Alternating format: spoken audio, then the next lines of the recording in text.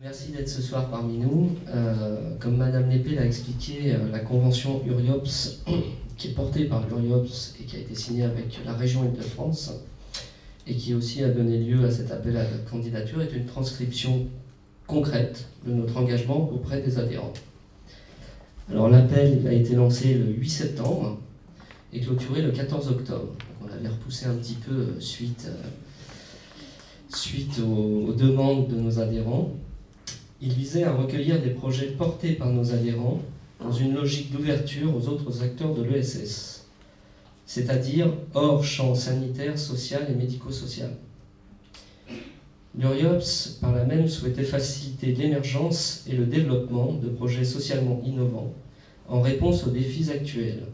Des défis qui peuvent être déclinés comme l'évolution des modes d'accompagnement des usagers, l'amélioration de l'accompagnement dans un contexte économique restreint, la recherche de nouvelles solutions coordonnées dans un environnement complexe, la pérennisation des structures et de l'emploi, et leur développement. La liste n'étant pas exhaustive.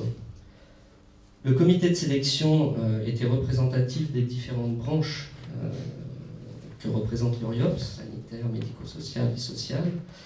Et je voudrais quand même remercier particulièrement les membres de ce comité, qui était Monsieur Bonal, qui était président de ce comité, haute bataille de la CRES Île-de-France, Chambre régionale de l'économie sociale et solidaire, Cyril Coulet de Coalia, responsable produit secteur médico-social, Gaël Escafre de l'Essor, donc DGA, Anne Fabreg qui nous accueille aujourd'hui, groupe hospitalier Diaconesse Croix-Saint-Simon, Aurélie Folz de l'Atelier, Grégory Martin, le directeur de l'association Le Phare, prévention spécialisée dans le 91, et Claude Martin, un autre Martin, UNA 94, qui est le président d'UNA 94.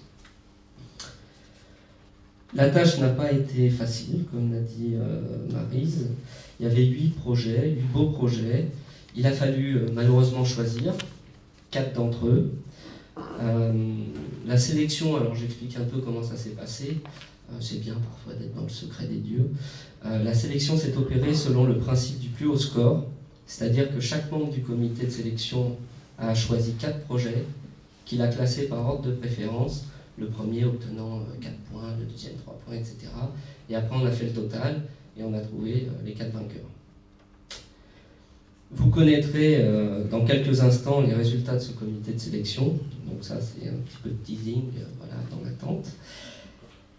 Lors de notre réflexion relative à l'appel à candidature, nous nous sommes naturellement engagés aussi à proposer un accompagnement évidemment au projet qui avait remporté l'appel à projet, ce qu'on appelle un accompagnement renforcé, mais nous ne sommes pas une instance, un institutionnel où on ne fait pas des appels à projet juste pour faire des appels à projet, et on souhaite vraiment valoriser les actions socialement innovantes de nos adhérents, et c'est pour ça qu'on propose également un appui certes plus allégé auprès des adhérents qui ont postulé et qui n'auraient pas été retenus.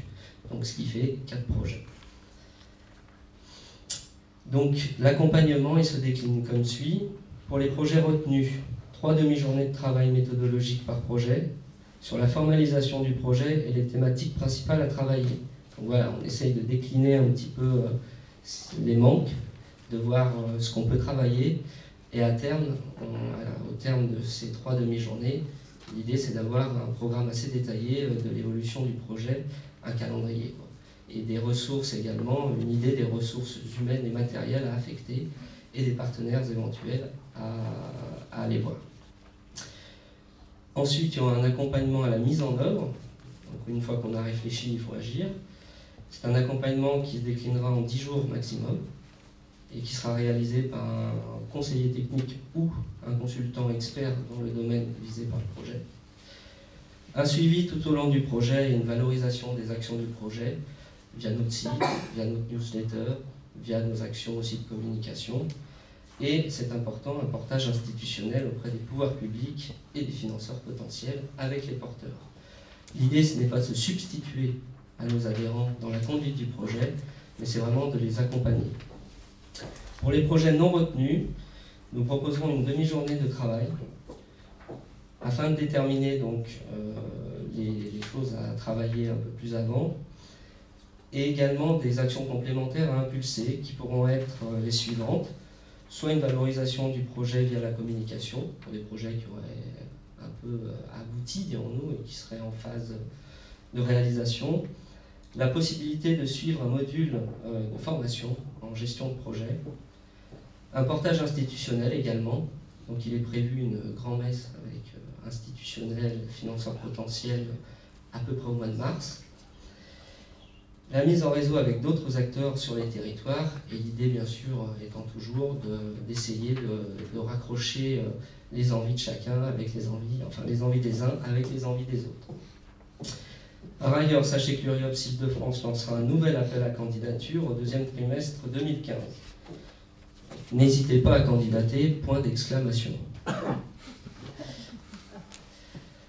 Donc vous le voyez, on avance, il y a beaucoup de choses à faire ensemble, il y a une grande dynamique de coopération qui doit être impulsée, le travail ne manque jamais et n'est jamais terminé.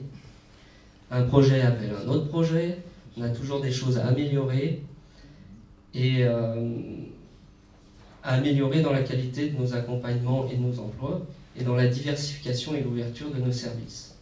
Donc, comme vous l'avez compris, le travail se décline à l'infini, mais est une tâche passionnante.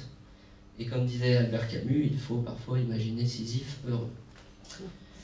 Vous aurez l'occasion d'échanger avec les porteurs lors du cocktail, après que M. Bonal aura déclaré les lauréats, qui recevront un petit cadeau en plus. Voilà. Maintenant, je vais laisser la parole à 6 porteurs de projets, les 8 n'ayant pas pu intervenir tous. Nous commencerons par Madame Pardoun de la Fondation Hélène Podatz, puis le projet porté par Vie et Cité et les associations de prévention spécialisées, prévention spécialisée du 93, l'association Cordia, UNA 91, le CIDE, et nous finirons avec la vie à domicile. Voilà, donc je laisse la parole à Madame Pardoun.